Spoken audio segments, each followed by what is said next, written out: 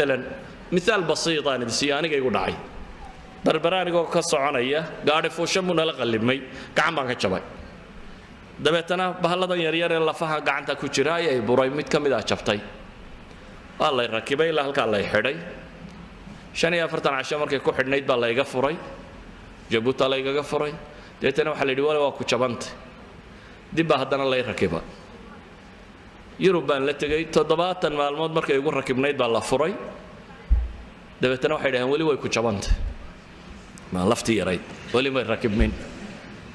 laakiin gacantaydii ba halka dhaafi weyday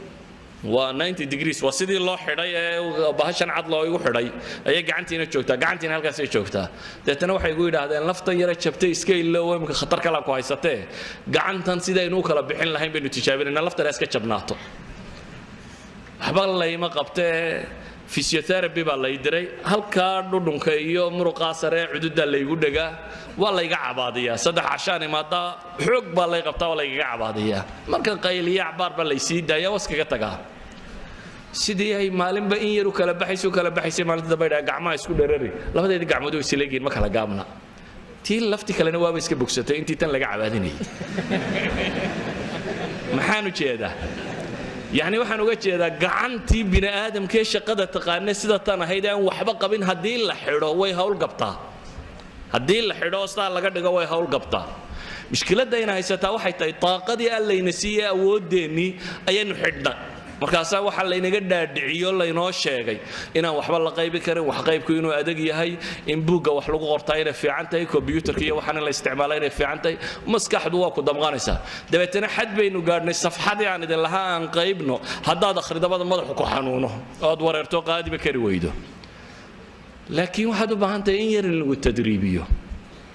in yar gacantayda inta la kala furo kale inuu kala furaabad u baahantay jirka bini aadamka ahi waa sida loo train gareeyo waa sida loo tababaro in badan baynu tusaalayaal waxaynu ku bixinay kuwan wax cayaara waxaad aragteen kuwan wax cayaara nin waliba halku cayaara buu weeye waayo uu train gareeyay kuwa feerka cayaara qaarkan sare waa weyn mijuhu waa wax dhuudhuuban sababtoo waxa weeyaan qaarkan sare loo train gareeyaa kuwa kubadda cayaara mijaha waa weynaada qaarka sare waa wax dhuudhuuban mushaarka marka iska bixiyaan waa feedha yar yar laakiin cagu waa weeyeen waa loo train gareey yani qofka bini aadamka meesha la kobciya kobocda haddaad maskaxdaada tijaabiso inaad wax qaybi karto wax xifdii karto wax baran karto waa wax aad u fudud